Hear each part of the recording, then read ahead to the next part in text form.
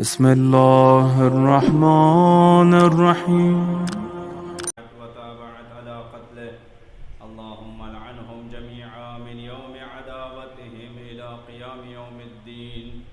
أما بعد فقد قال الله الحكيم في محكم كتابه الكريم وهو أصدق الصادقين وقوله الحق. بسم الله الرحمن الرحيم. قل لا أسألكم عليه أجرا إلا المودة في القربى. صلوات پڑھ دیں محمد. عزاداران سید الشہداء علماء کرام کی اجازت کے بعد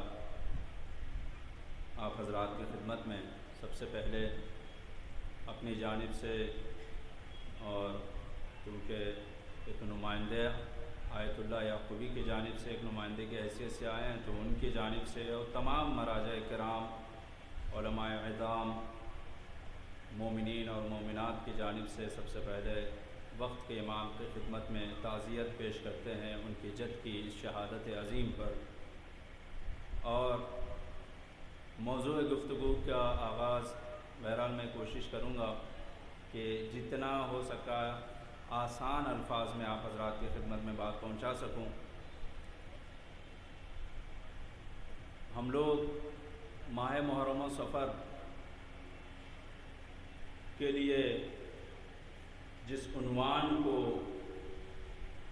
جو محرم و صفر کا جوہر ہے، جو محرم و صفر کی جڑ ہے، وہ ہے گریہ البکاء علی الحسین، امام حسین پہ گریہ کرنا، امام حسین پہ رونا.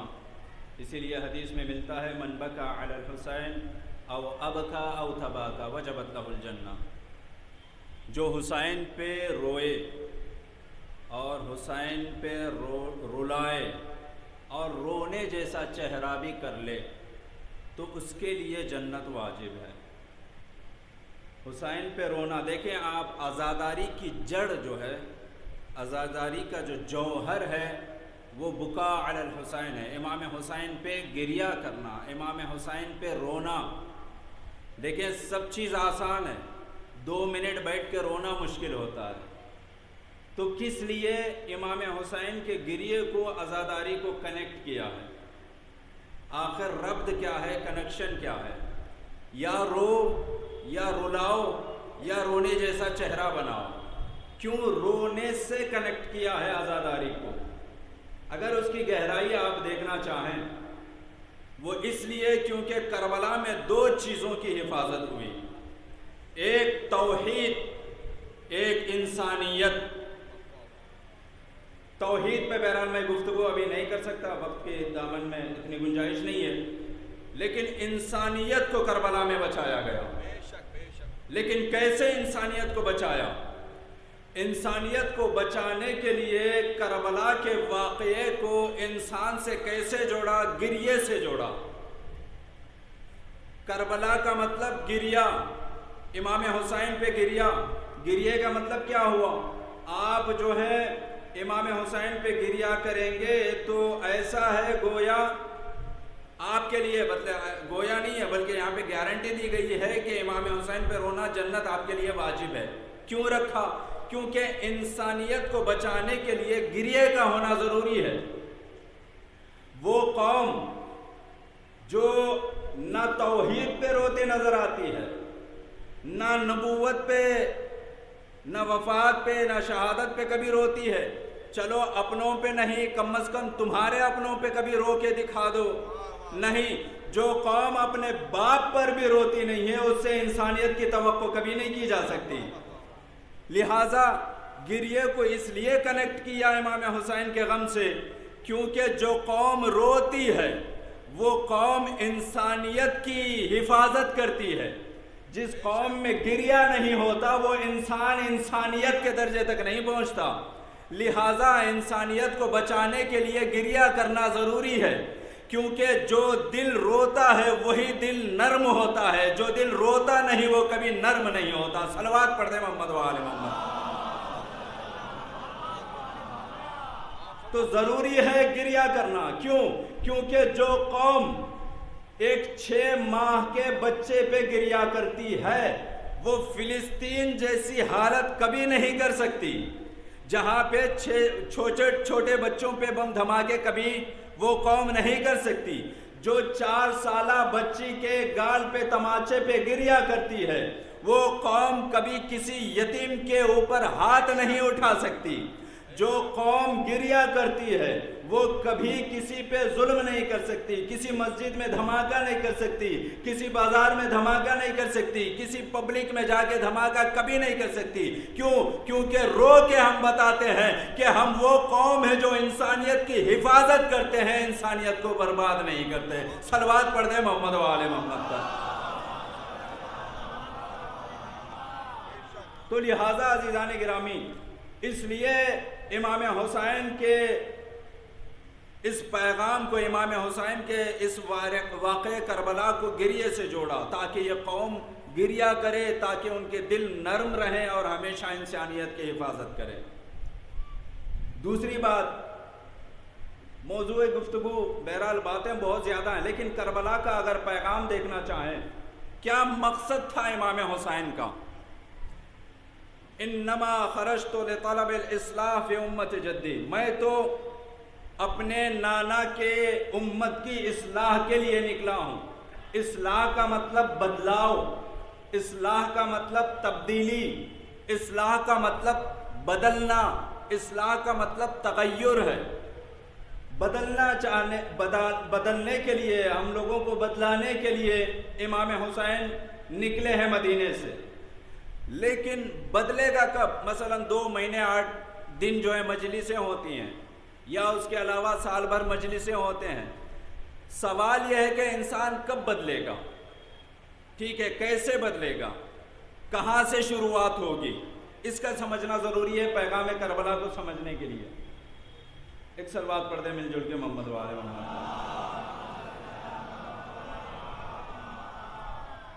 تبدیلی، بدلنا کربلا کا پیغام ہے، لیکن کیسے بدلے گا؟ آ جائیں مول صاحب، آ جائیں، بسم اللہ، ایک صلوات پڑھ دیں محمد، آ جائیں اوپر، آ جائیں، یہاں پہ جگہ بلند نہیں، صلوات پڑھ دیں محمد و آل محمد۔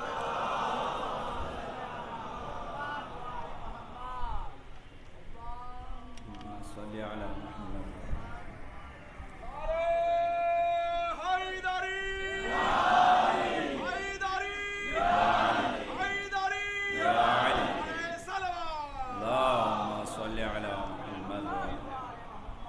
انسان کب بدلے گا، کیسے بدلے گا، اس پیغام کا سمجھنا ضروری ہے۔ میں آپ کو پہلے انسان کو بتاتا ہوں، انسان ہے کیا، تاکہ سمجھ سکیں کہ کب بدلے گا۔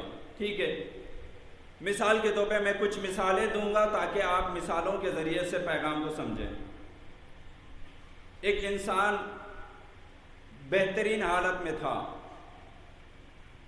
شادی فرض کریں اس کی ہوئی، اب یہاں سے سوال کرنا شروع کرتا ہے کہ مولانا شادی سے پہلے دھندا تجارت ہمارا بہت اچھا تھا، جب سے شادی کیا ہوں پتہ نہیں کیا ہو گیا، ہمارا بزنس لاس میں جا رہا ہے اور پریشانیاں بڑھتی نظر آ رہی ہیں۔ میں انسان کو سمجھا رہا ہوں، سمجھنے کی کوشش کریں۔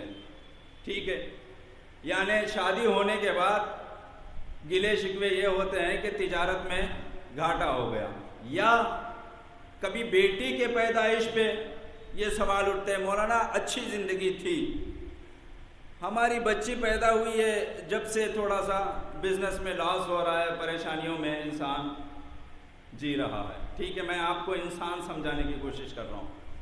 ایک مرتبہ ایسا ہوا کہ ایک آدمی لڈو لے کے ٹرے میں آگے بڑھا، مولانا لڈو لیں، کیا بات ہے بھائی؟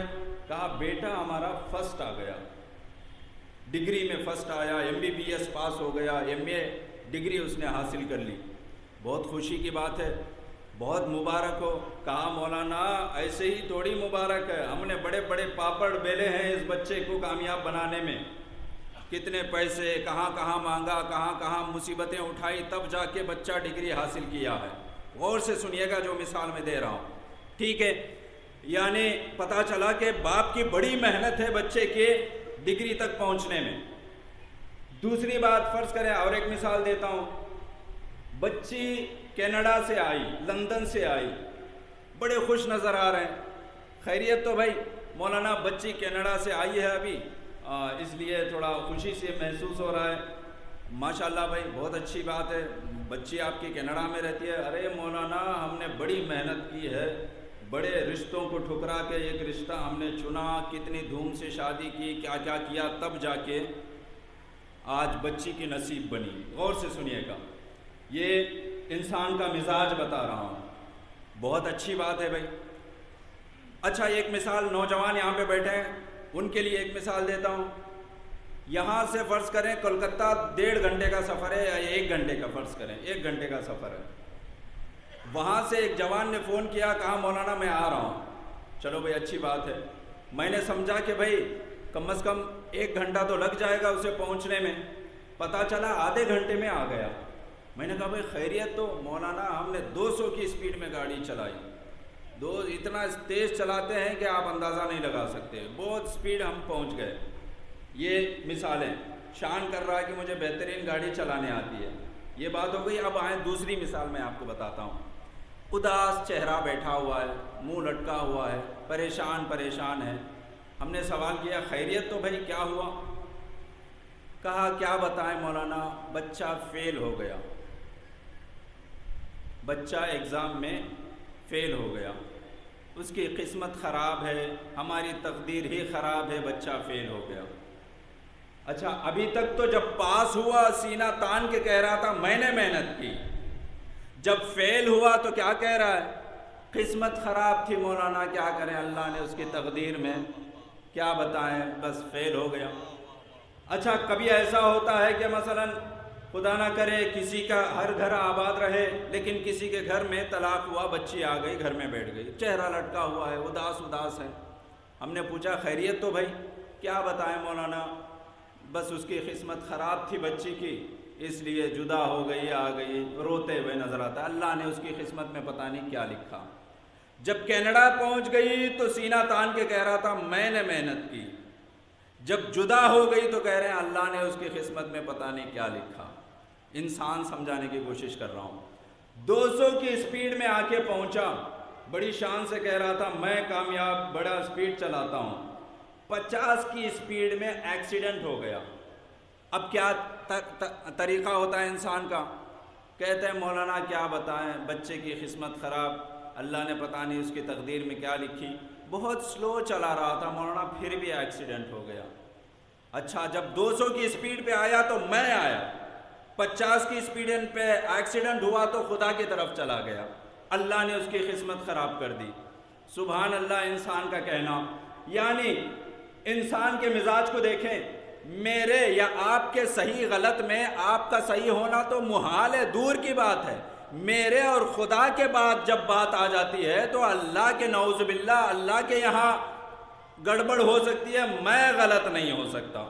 دیکھیں انسان کیوں نہیں بدلتا، خدا اس کی تقدیر خراب کر سکتا ہے، میری طرف سے کوئی غلطی نہیں ہو سکتی۔ آپ اکثر و بیشتر دیکھتے ہیں استخارہ دکھاتے ہیں مولانا سے، استخارہ دکھایا کس لیے بھائی؟ مولانا کلکتہ میں تھا، ابھی حالات اچھے نہیں ہیں، بزنس گر گیا، میں یہاں پہ شفٹ ہونا چاہتا ہوں، استخارہ دیکھیں۔ کبھی اس گلی سے اس گھر جانے کے لیے، اس گلی جانے کے لیے استخارہ دکھایا جاتا ہے، کبھی اس کمرے سے اس کمرے میں جانے کے لیے استخارہ دکھایا جاتا ہے۔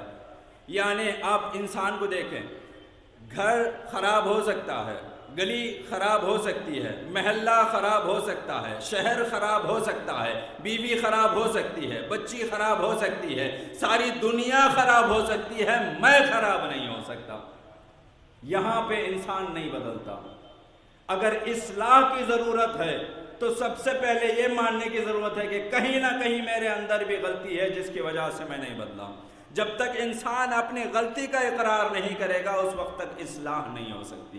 تو لہٰذا عزیزان گرامی، اگر بدلنا چاہتے ہیں تو ضرورت اس بات کی ہے کہ انسان اصلاح کی طرف آگے بڑھے، کیونکہ پیغام کربلا یہ ہے کہ انسان بدلے۔ کب بدلنا شروع کرتا ہے؟ جب اپنی غلطی کو ماننا شروع کرتا ہے تب بدلنا شروع ہوتا ہے۔ اگر اپنی غلطی خدا کے سامنے ہی نہیں مان رہا تو وہ کہاں سے بدلنے کے اس میں امکانات پائے جاتے ہیں۔ تو دوسری بات میں عرض کرتے ہوئے چلوں، ایک مل جل کے صلوات پڑھتے ہیں محمد و آل محمد پر۔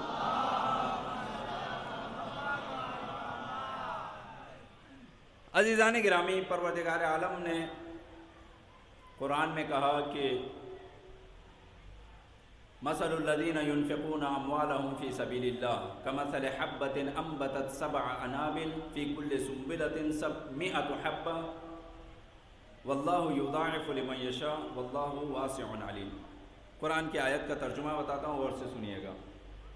جو لوگ اللہ کے راستے میں خرچ کرتے ہیں ان کی مثال اس جو کے دانے یا اس گھیوں کے دانے کے برابر جیسی ہے جسے زمین میں بوئیں تو اس دانے سے 7 پودے نکلتے ہیں۔ ایک دانے سے 7 پودے نکلتے ہیں، ہر پودے میں 100 بیج ہوتے ہیں۔ یعنی جو لوگ اللہ کے راستے میں خرچ کرتے ہیں، مجلسوں میں خرچ کرتے ہیں، سبیل میں خرچ کرتے ہیں، جو بھی دین کے راستے میں خرچ کرتے ہیں، ان کی مثال اس ایک جو کے دانے جیسی ہے یا اس ایک گھیوں کے دانے جیسی ہے جسے پیرتے ہیں تو 7 پودے نکلتے ہیں، ہر پودے میں 100 بیج ہوتے ہیں۔ تو اس کا مطلب یہ ہوا کہ اللہ کے راستے میں 1 روپیہ اگر آپ خرچ کرتے ہیں تو اس کا ریٹرن 700 روپے آپ کو ملیں گے۔ 1 روپے کا بدلہ کم از کم کی بات کر رہا ہوں، 1 روپیہ اگر آپ خرچ کر رہے ہیں، اللہ کا وعدہ ہے ان اللہ لا یخلف المیعاد، اللہ کبھی اپنے وعدے سے مکرتا نہیں ہے۔ تو اللہ کا وعدہ ہے 1 روپیہ اگر خرچ کرو گے 700 روپے کم از کم آپ کو ریٹرن ملے گا۔ اب سوال یہ ہوتا ہے مولانا آپ نے بڑی بات کر دی، ہم تو 50,000 وہاں ڈونیشن دیتے ہیں، 1 لاکھ یہاں ڈونیشن دیتے ہیں، 10,000 وہاں دیتے ہیں، 5,000 یہاں دیتے ہیں۔ آپ کے حساب سے اگر ایک آدمی 1 لاکھ روپیہ ڈونیشن کرے راہ الہی میں تو اللہ کے وعدے کے مطابق 7 لاکھ روپے ریٹرن ہونا چاہیے، ہے کہ نہیں؟ یہی تو وعدے پروردگار ہے، 1 لاکھ دو گے تو 7 لاکھ ریٹرن ہوں گے۔ تو پھر مولانا یہ تو ہمارے سمجھ میں نہیں آیا کہ ہم تو اتنے سارے ڈونیشنز دیتے ہیں، اتنا سارا خرچ کرتے ہیں، تو پھر واپس کیوں نہیں آ رہا؟ واپس کیوں نہیں آ رہا؟ کیا پھر آیت نعوذ باللہ اس میں کوئی سمجھنے میں اشکال ہے، یا مثلا پرابلم کہاں پہ ہے اس کا سمجھنا ضروری ہے۔ 1 روپے کے بدلے میں اللہ کتنا کہہ رہا ہے؟ 700 روپے ریٹرن کرے گا، ٹھیک ہے؟ تو پھر ریٹرن کیوں نہیں ہو رہا ہے؟ یہاں اصل سوال ہے۔ ریٹرن اس لیے نہیں ہو رہا کہ آپ نظام پروردگار کو سمجھنے کی کوشش کریں۔ میں مثالیں دوں گا تاکہ بات اچھی طرح سے واضح رہے۔ مجھے نہیں معلوم کہاں تک بات پہنچ رہی ہے نہیں پہنچ رہی ہے، لیکن میں کوشش کروں گا کہ اپنی بات پہنچاؤں۔ حدیث میں ملتا ہے جو آدمی اپنے رشتہ داروں سے رشتہ برقرار رکھتا ہے، یعنی اپنے رشتہ داروں سے میل جھول رکھتا ہے، اگر اس کی 3 سال زندگی ہے تو خدا 30 سال بڑھا دیتا ہے۔ 3 سال باقی رہ گئے ہیں تو 30 سال بڑھا دیتا ہے۔ دیکھیں آج کے زمانے کے دھوکے میں نہ جائیں۔ آج کا زمانہ کیا کہتا ہے؟ بینک بیلنس بناؤ، لائف انشورنس بناؤ، ہیلتھ انشورنس بناؤ۔ یعنی کیا مطلب ہے؟ ہیلتھ کے نام پہ پیسہ جمع کرو، ٹھیک ہے، لائف کے نام پہ پیسہ جمع کرو، بینک کے نام پہ پیسہ جمع کرو۔ دنیا یہ سکھاتی ہے کہ پیسہ جمع کرو، دین یہ سکھاتا ہے کہ پیسہ لٹاتے رہو، ٹھیک ہے؟ بہت فرق ہے، دنیا کی تعلیم میں نہ جائیں۔ کہتے ہیں کہ جو راہ الہی میں خرچ کرتا ہے، یہاں پہ لائف اگر چاہتے ہیں، اللہ کے راستے میں دینے والا کبھی اس کی لائف انشورنس جمانے میں نہیں ہے، دینے میں لائف انشورنس ہے۔ اس کی ہیلتھ انشورنس جمانے میں نہیں ہے، دینے میں لائف انشورنس ہیلتھ انشورنس پایا جاتا ہے۔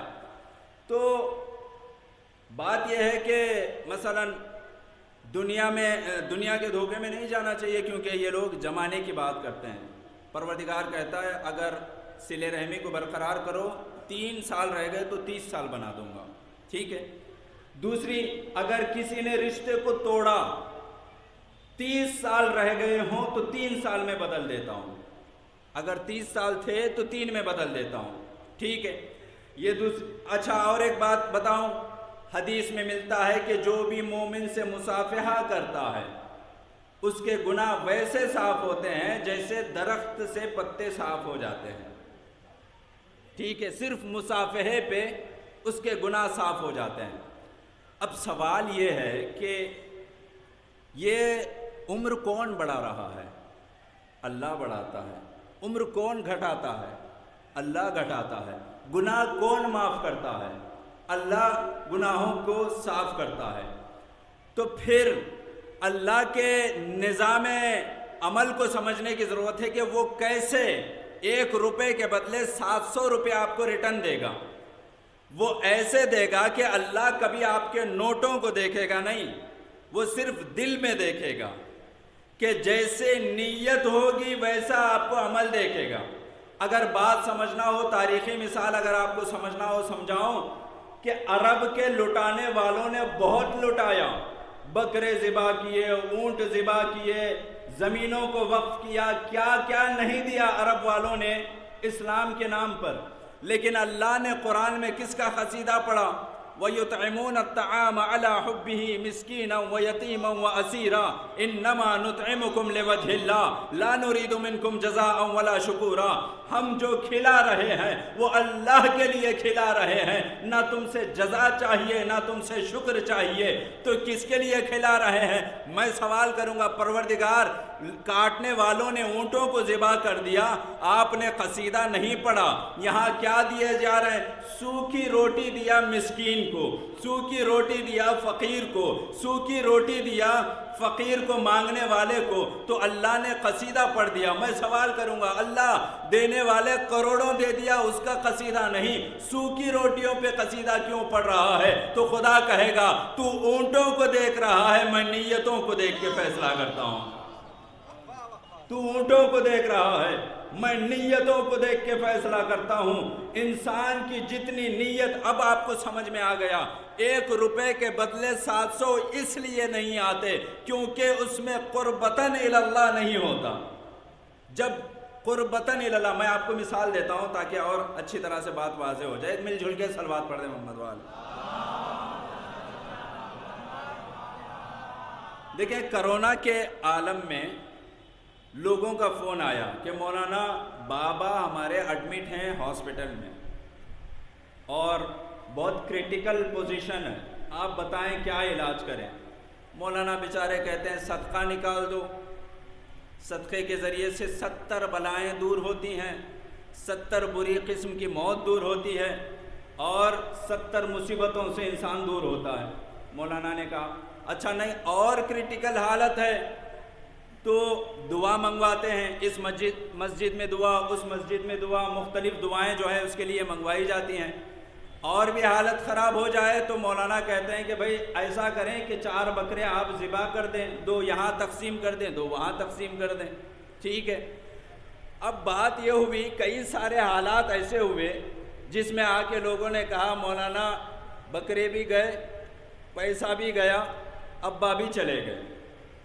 آپ نے جو سولوشن آپ نے بتایا نہیں معلوم کیا بتایا. بکرے بھی ذبح ہوئے پھر بھی ابا نہیں بچے، پیسے بھی خرچ ہوئے پھر بھی ابا نہیں بچے، اور یہ تمام چیزیں تو ہو گئے، ابا تو بچے نہیں. تو کئی لوگوں نے یہ کہا کہ مولانا دعاؤں سے بھروسہ اٹھ گیا، کئی لوگوں نے یہ کہا مولانا صدقے سے بھروسہ اٹھ گیا. لیکن حقیقت میں یہ جو عبادت ہے اس کی باریکی کو سمجھنا ضروری ہے. وہ کیسے؟ صدقہ کس کو کہتے ہیں؟ صدقے کا مطلب یہ ہے کہ راہ الہی میں دینا، اللہ کے لیے دینا. بھائی میرا سوال یہ ہے، بچہ بیمار ہوا آپ صدقہ نکالتے ہیں، کس لیے صدقہ نکالتے ہیں؟ تاکہ میرا بچہ شفا پا جائے، میرا بچہ اچھا ہو جائے. تو صدقہ کس کے لیے نکالا؟ بچے کے لیے نکالا، اللہ کے لیے نہیں نکالا. بکرا آپ نے ذبح کیا، کس کے لیے ذبح کیا؟ تاکہ میرا باپ بچ جائے، اس لیے بکرا بھی گیا، ابا بھی چلے گئے. کیوں؟ کیونکہ بکرا آپ ابا کو بچانے کے لیے ذبح کر رہے تھے، اللہ کے لیے ذبح نہیں ہو رہا تھا. تو لہٰذا صدقے میں شرط یہ ہے کہ آپ ذبح کرو قربتاً الی اللہ، میں اللہ کے لیے ذبح کر رہا ہوں، میں جو صدقہ دے رہا ہوں اللہ کے لیے دے رہا ہوں۔ جب یہ دینا آپ کا صدقہ ثابت ہو جائے تو آٹومیٹکلی اس کے جتنے اثرات ہیں آ جاتے ہیں زندگی میں۔ لیکن انسان کہاں فرق کر دیتا ہے؟ نیت میں فرق کر لیتا ہے۔ لہٰذا عزیزان گرامی، نیت کو قربتاً الی اللہ رکھنا ضروری ہے۔ 1 روپیہ بھی آپ کا اگر قربتاً الی اللہ ہو جائے تو وعدے پروردگار ہے کہ 700 روپے آپ کو ریٹرن دے گا۔ یہ تعلیمات اہل بیت ہیں۔ یہاں سے آپ کو دیکھیں، در اہل بیت کا متمسک ہونا اس لیے ضروری ہے۔ دیکھیں، میں آپ کو ایک مثال سے سوال کرتا ہوں۔ میرا گھر ہے، میرے گھر میں ایک گیٹ ہے، مین ڈور۔ ایک آدمی مین ڈور سے نہیں آیا، چھلانگ لگا کر گھر میں گھس گیا، اندر آ کے نمازوں پہ نمازیں پڑھ رہا ہے۔ میرا سوال یہ ہے کہ جو چھلانگ لگا کے اندر آیا ہے اس کی نمازوں کا فائدہ کیا؟ نماز شب پڑھ رہا ہے، اس نماز کا فائدہ کیا جو بغیر اجازت کے اندر آ کے پڑھ رہے ہو؟ قرآن کی تلاوت کر رہا ہے، اس تلاوت کا فائدہ کیا جو بغیر اجازت کے میرے گھر میں آ کے پڑھ رہے ہو؟ یہیں سے تو اہل بیت کی عظمت سمجھ میں آتی ہے کہ بھائی جب تک ولایت نہ ہو کوئی عبادت قبول نہیں ہے۔ کس لیے کہا؟ دیکھیں، دین کی بنیاد 5 چیزوں پہ رکی ہوئی ہے، جیسے حدیث میں ملتا ہے، نماز، روزہ، زکوٰۃ، حج اور ولایت اہل بیت علیہم الصلاۃ والسلام۔ ولایت کا اقرار نہ ہو تو نماز بھی قبول نہیں، حج بھی قبول نہیں۔ وجہ کیا ہے؟ اس لیے، اور ان سب میں امپورٹنٹ چیز ولایت ہے، ولایت اہل بیت ہے۔ وجہ کیا ہے؟ کیوں ولایت اہل بیت کو اتنی امپورٹنس دی گئی؟ وہ اس لیے، دیکھیں، نماز میں چھوٹ ہو سکتی ہے۔ مثال کے طور پہ ایک عورت ہے، اس کے خاص دنوں میں نماز سے چھوٹ اس کو مل جاتی ہے، ٹھیک ہے، نماز میں کہیں نہ کہیں۔ اگر بچہ جوان نہیں ہوا ہے تو ابھی اس پہ نماز واجب نہیں ہوئی۔ روزے میں چھوٹ ہے، کیسے؟ اگر آپ سفر پہ ہیں تو روزہ رکھنے کی ضرورت نہیں ہے، اگر آپ بیمار ہیں تو روزہ رکھنے کی ضرورت نہیں ہے، بعد میں آپ اس کی قضا رکھیں گے۔ اسی طرح حج میں یہ ہے کہ اگر آپ کے پاس پیسے ہیں تو حج واجب ہے، پیسہ نہیں تو حج آپ کو کرنا واجب نہیں ہے۔ اسی طرح زکوٰۃ ہے کہ بھئی جب تک آپ کا پیسہ اس درجے تک نہ پہنچ جائے، ایک لیول تک نہ پہنچ جائے، آپ پہ زکوٰۃ نہیں ہے۔ ایک حیوانات آپ کے پاس گائے ہے، بکرا ہے، اگر اتنی عدد تک نہ پہنچے تو زکوٰۃ واجب نہیں ہے۔ اس عدد تک پہنچ جائے، 40 کی عدد تک پہنچ جائے تو تب آپ کو زکوٰۃ نکالنا ہے۔ تو چھوٹ ہے ان سب میں، لیکن اگر کوئی چیز ہے جس کی چھوٹ نہیں تو ولایت اہل بیت ہے۔ کیوں چھوٹ نہیں ہے؟ یہ وہ واجب ہے کہ جو بچے پر بھی واجب ہے، جوان پر بھی واجب ہے، بوڑھے پر بھی واجب ہے، عورت پر بھی واجب ہے۔ آپ سفر پہ رہو تب بھی واجب ہے، گھر میں رہو تب بھی واجب ہے، آپ کسی بھی حالت میں رہو ولایت کا ماننا واجب ہے۔ تو عزیزان محترم، کیوں ولایت کے بغیر قبول نہیں ہوگی؟ کیونکہ انا مدینۃ العلم وعلی بابها، میں شہر علم ہوں، علی اس کے دروازے ہیں۔ اور قرآن کیا کہتا ہے؟ جب کسی در پہ جاؤ، کسی گھر میں جاؤ تو اجازت لے کے جانا۔ اب آپ کو سمجھ میں آیا کہ کس طرح سے نمازیں اور روزے بیکار ہو جاتے ہیں جب اگر گھر میں بغیر اجازت کے داخل ہو جائے۔ تو یہاں کیونکہ آپ نمازیں تو پڑھ رہے ہیں لیکن اذن علی نہیں ملا، وہ نماز نہیں ملی جو علی کے ذریعے سے ملی ہے۔ آپ حج تو کر رہے ہیں لیکن وہ حج نہیں ملی جو علی کے ذریعے سے ملی۔ دیکھیں، توحید سب سے بڑا پیغام ہے۔ ہم لوگ عنوان پہ تو ملتے ہیں کہ خدا سب کا ایک ہے، لیکن ہمارا خدا نہ آج دکھائی دیتا نہ قیامت میں دکھائی دے گا، لیکن ان کا خدا آج دکھائی نہیں دیتا، قیامت میں دکھائی دے دیتا ہے۔ ان کا خدا جمعرات کے دن کرسی پہ بیٹھتا ہے اور اپنی ٹانگ، ایک صلوات پڑھ دے مل جل کے محمد والے محمد،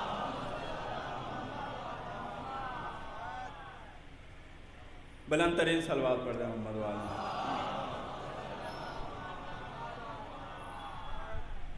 تو عزیزان گرامی، یہاں سے آپ کو سمجھ میں آیا کہ ولایت کا ہونا کتنا ضروری ہے، کہ اس کے بغیر اس لیے عبادت قبول نہیں ہوگی کیونکہ وہ نماز نہیں ملی جو علی کے در سے ملتی ہے، وہ عبادتیں نہیں ملی جو علی کے در سے ملتی ہے، وہ دین نہیں ملا جو علی کے در سے ملتا ہے۔ میرے گھر میں آپ زبردستی گھس کے آئے اور نمازوں پہ نمازیں پڑھ رہے ہو، کیا کرو گے ان نمازوں کا؟ تو لہٰذا ضرورت ہے پہلے دروازے سے جائیں۔ انا مدینۃ العلم علی بابھا، علی دروازہ ہیں، ان کے ذریعے سے آپ داخل ہوں گے۔ اگر دروازے سے نہیں داخل ہونے کا مطلب یہ ہے کہ آپ چھلانگ لگا کے داخل ہو رہے ہیں، تو چھلانگ لگا کے آپ چاہے جتنی عبادتیں کرو اپنی ہی جگہ رہیں گی۔ اس لیے ضرورت ہے کہ مرتے دم تک ولایت کا دامن ہمیشہ تھامے رہیں۔ پتہ ہے کیوں؟ میں آپ کو بتاتا ہوں، ایک مل جل کے محمد والے محمد پہ صلوات پڑھ دیں۔ محمد، میرے پاس وقت کم ہے، بس میں اپنے مجلس کو اختتام کی طرف آ رہا ہوں، غور سے سنیے گا۔ پروردگار عالم کہتا ہے کہ کنت کنزا مخفیا، میں ایک چھپا ہوا خزانہ تھا۔ کون کہہ رہا ہے؟ اللہ کہہ رہا ہے، میں ایک چھپا ہوا خزانہ تھا۔ فاحببت ان اعرف، میں نے چاہا کہ پہچانا جاؤں۔ اگر کسی کے پاس ہنر ہے، اچھا ہنر رکھتا ہے، ایک اچھا ٹائلر ہے، جب تک وہ کپڑے سلے گا نہیں اس کے ہنر کا اندازہ نہیں ہو سکتا۔ تو لہٰذا خدا کہہ رہا ہے میں ایک خزانہ تھا، میں نے چاہا کہ پہچانا جاؤں۔ فخلقت الخلق، میں نے مخلوق کو پیدا کیا۔ کس کو پیدا کیا؟ رسول اسلام فرماتے ہیں کہ اول ما خلق اللہ نوری، سب سے پہلے اللہ نے میرے نور کو خلق کیا۔ اللہ نے اپنی پہچانوانے کے لیے کس کو خلق کیا؟ اول ما خلق اللہ نوری، اللہ نے سب سے پہلے رسول اسلام محمد مصطفیٰ صلی اللہ علیہ وآلہ وسلم کو خلق کیا۔ ٹھیک ہے، کس کے لیے پیدا کیا؟ تاکہ اللہ کی پہچان ہو۔ ٹھیک ہے، اب سوال ہو سکتا ہے کہ بھئی مولا کہاں تھے، علی کو کب خلق کیا؟ اس مسئلے کو رسول نے پہلے ہی حل کر دیا، انا وعلی من نور واحد، میں اور علی ایک ہی نور سے ہیں۔ کنفیوژن میں مت جانا کہ کون پہلے آئے کون بعد میں آئے۔ روایت میں ملتا ہے میں اور علی صلبوں میں آتے رہے ایک ساتھ، جب تک کہ عبد المطلب تک پہنچے تو میں عبداللہ کے صلب میں گیا اور علی ابو طالب کے صلب میں گئے۔ تو یہ سلسلہ ابتدا سے ساتھ رہا۔ تو اللہ نے اپنی معرفت کے لیے محمد مصطفیٰ اور اہل بیت اطہار پنجتن پاک کو خلق کیا اپنی معرفت کے لیے۔ تو پھر یہ کائنات کیوں پیدا کیا؟ ہم لوگ حدیث قصہ میں کیا پڑھتے ہیں کہ سماء مبنیہ ولا ارض مدحیہ ولا قمر منیرہ ولا شمس مضیہ ولا فلک یدور ولا بحر یجری الا لاجلکم وفی محبتکم۔ یہ کائنات تو میں نے تمہارے لیے پیدا کیا، اپنے لیے نہیں۔ میں نے تمہیں اپنے لیے پیدا کیا، یہ کائنات تمہارے لیے پیدا کیا ہوں۔ ٹھیک ہے، یہ بات واضح ہو گئی۔ تو اب آئے سوال یہ ہے، پروردگار عالم نے خود کہا حدیث قدسی میں لولاک لما خلقت الافلاک، اے محمد اگر تم نہ ہوتے تو یہ کائنات پیدا نہ کرتا۔ اچھا کیوں؟ اگر تم نہ ہوتے یہ کائنات پیدا نہ کرتا؟ وہ اس لیے کہ اگر میں ایک کمپیوٹر دے دوں اور اس کا ٹیچر نہ بھیجوں تو وہ کمپیوٹر بھیجنے کا فائدہ کیا ہے؟ اس لیے کہا کہ میں کائنات کو، اگر تم نہ ہوتے تو کائنات کو پیدا نہ کرتا۔ کیوں؟ کیونکہ کائنات کی معرفت تمہارے ذریعے سے ہو سکتی ہے۔ اچھا بات یہاں تک نہیں رکی، کہا لولا علی لما خلقتک، اے محمد اگر علی نہ ہوتے تو تمہیں بھی پیدا نہ کرتا۔ یا اللہ، بات سمجھنا تھوڑا مشکل ہو گئی کہ کیسے ہوا کہ اگر علی نہ ہوتے تو محمد مصطفیٰ کو بھی پیدا نہ کرتا۔ کس لیے؟ وہ اس لیے کہ اگر رسول اسلام آتے، اس قرآن کو پہنچا دیتے اور دین کو پھیلا دیتے، اس کے بعد اگر علی جیسا بچانے والا نہ ہوتا تو پہنچانے کا کوئی فائدہ۔ کس لیے؟ اب یہاں بات سمجھ میں آئی، اگر علی نہ ہوتے تو تمہیں بھی پیدا نہ کرتا۔ کیوں؟ کیونکہ علی اگر بچا نہیں لیتے تو تمہارے پہنچانے کا فائدہ نہ ہوتا۔ اس لیے بنانا آسان ہے، بچانا بہت مشکل ہوا کرتا ہے۔ تو عزیزان گرامی، ایک صلوات پڑھ دیں مل جل کے محمد والے محمد۔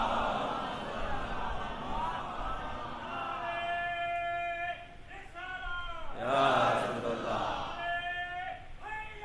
یا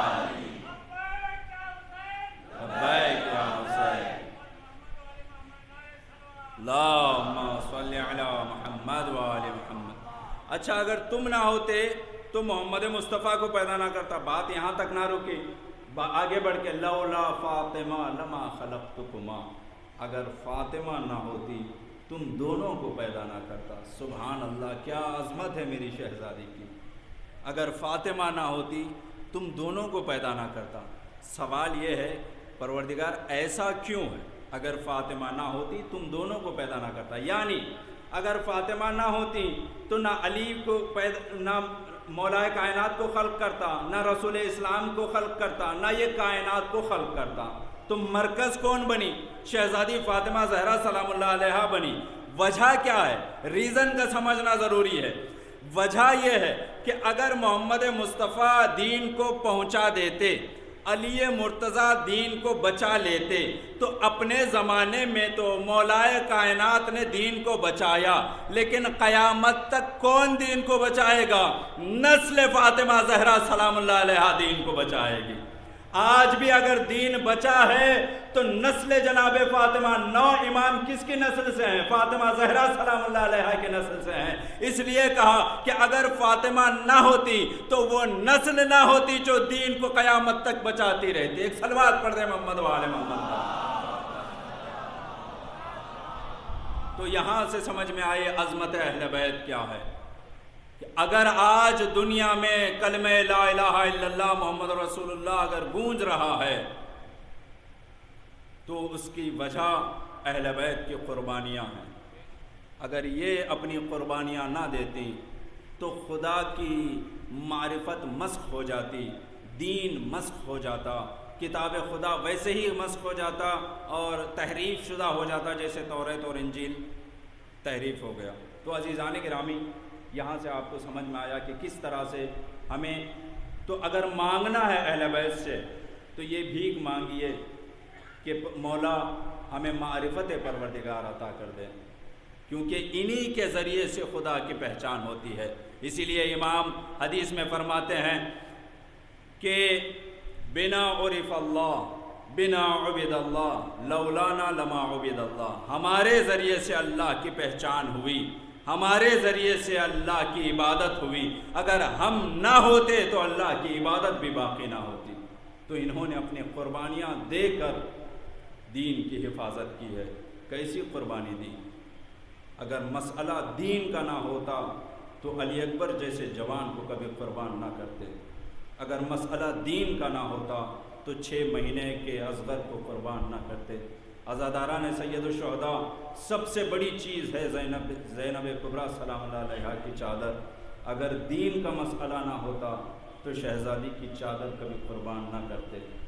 آپ کو اندازہ ہے، اگر مصائب کے 2 جملے میں زیادہ وقت نہیں لوں گا، آپ اندازہ لگائیں، میں ایک منظر آپ کو بتاتا ہوں، آپ سمجھیے مزاج زینبی کیا تھا، شہزادی کا مزاج کیا تھا۔ مزاج یہ تھا کہ جب کوفہ، مدینے سے کوفہ آئی ہیں شہزادی اور ابھی مغرب نہیں ہوئی تھی، مولا نے کہا کہ بیٹا رک جاؤ، جب رات کا سناٹا چھا جائے تو رات کے سناٹے میں زینب کو کوفے میں لے کے آنا، کیونکہ علی برداشت نہیں کرے گا کہ دن کے اجالے میں نامحرموں کے مجمع میں زینب کو گزارا جائے۔ یہ مزاج زینب تھا۔ وہی شہزادی کون کہ جو ماں کے قبر پہ بھی جب جاتی تھی تو رات کے اندھیرے میں چراغ کو بھی گل کر دیا جاتا تھا، چراغ کو بھی بجھا دیا جاتا تھا تاکہ کسی کی نظر زینب پہ نہ پڑے۔ اس طرح سے انتظام کر کے شہزادی زینب کو ماں کے قبر پہ بھی لے کے جاتے تھے۔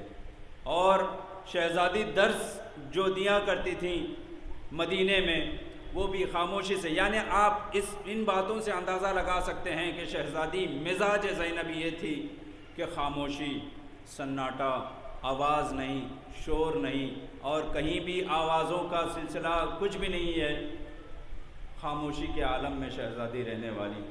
ایسی شہزادی کو 72 گھنٹے دربار شام کے پاس رکایا گیا۔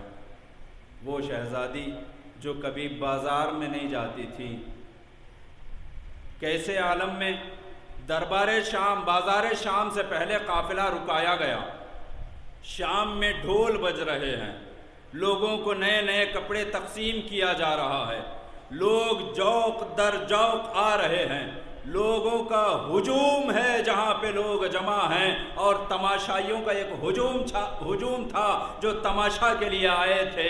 ہاں عزاداران سید الشہداء، ایسے عالم میں وہ شہزادی جو رات کے سناٹے میں اپنے ماں کے قبر پہ جاتی تھی، ایسی شہزادی کو کھڑایا جا رہا ہے۔ اے شمر بات کیا ہے؟ بس اتنی گزارش ہے، شہزادی نے کہا اے شمر اگر ہو سکے تو ہمیں دوسرے راستے سے لے کے چلے جا، یہاں تماشائیوں کا ہجوم ہے۔ زینب کا مزاج یہ نہیں ہے کہ شور شرابے میں جایا جائے۔ ہاں شہزادی نے یہ بھی گزارش کی اگر کم از کم کر سکو تو اونٹ سے نیچے اتار دو تاکہ لوگوں کے ہجوم میں اور لوگ ہجوم کی طرف متوجہ رہیں اور میری طرف متوجہ نہ رہیں۔ تو لیکن کرنے والے نے، شمر نے کیا کہا؟ اے زینب یہ ہجوم بلایا ہی تمہارے لیے ہے، تمہیں کیسے اس ہجوم سے دور کر دوں گا؟ بس عزاداران سید الشہداء، غیرت سجاد ہے، ہجوم بازار میں بھرا ہوا ہے تماشائیوں کا، اور شہزادی قدم رکھ رہی ہے اس عالم میں کہ لوگ منادی آواز دے رہا ہے اے لوگوں دیکھو یہ علی کی بیٹی زینب یہاں سے جا رہی ہے۔ لوگ تماشا دیکھ رہے تھے، ڈھول بج رہا تھا، تھالیاں بج رہے تھے، اور شہزادی اپنے سر کو جھکائے ہوئے نامحرموں کے مجمع میں گزر رہی ہے۔ اسی لیے تو جب اربعین کا موقع آیا، سید سجاد جب پہنچے ہیں نا کربلا، جابر ابن عبداللہ انصاری نے اپنے ساتھی سے کہا اگر اس لشکر میں، امام کے لشکر میں اگر کوئی مرد ہے تو اسے بلانا تاکہ میں واقعے کو پوچھ سکوں۔ تو اتنے میں ساتھی کہتا ہے ہاں جابر ابن عبداللہ انصاری ایک مرد تو ہے لیکن اس کی کمر جھکی ہوئی ہے، بال سفید ہو چکے ہیں۔ کہا ایسا کون مرد ہے جسے میں نہیں جانتا؟ بلاؤ تاکہ اسے پوچھ سکوں۔ سید سجاد کو بلایا گیا۔ جابر ابن عبداللہ انصاری پوچھتے ہیں اے شخص یہ بتا کہ تو کون ہے؟ کہا چچا جابر پہچانا نہیں، زین العابدین علی ابن الحسین بول رہا ہوں۔ کہا کیا علی ابن الحسین؟ اے زین العابدین میں نے تو سنا ہے تمہاری عمر 23 یا 25 برس کی ہے، 25 برس کی عمر میں کمر کیسے جھک گئی ہے، بال کیسے سفید ہو گئے؟ بس ایک ہی جملہ سید سجاد نے کہا الشام الشام الشام۔ چچا جابر شام نے میرے کمر کو جھکا دیا۔ کیسے؟ نامحرموں کا مجمع تھا، میری شہزادی پھپھی اماں کو نامحرموں کے مجمع میں ایسے گزارا گیا جیسے کسی قیدیوں کو گزارا جاتا ہے۔ اسی لیے شہزادی نے سوال کیا اے یزید تو نے انصاف نہیں کیا، تیرے کنیزیں حجاب میں ہیں، رسول زادیاں بے مقنع و چادر بازار میں ایسے لے جائی گئی کہ قریب والا بھی دیکھ رہا تھا، دور والا بھی دیکھ رہا تھا، شریف بھی دیکھ رہا تھا، ذلیل بھی دیکھ رہا تھا۔ نامحرموں کے مجمع میں اکیلی شہزادی تمام قافلے کو سنبھالتے ہوئے گزری۔ الا لعنت اللہ علی القوم الظالمین سیعلم الذین ظلموا ای منقلب ینقلبون۔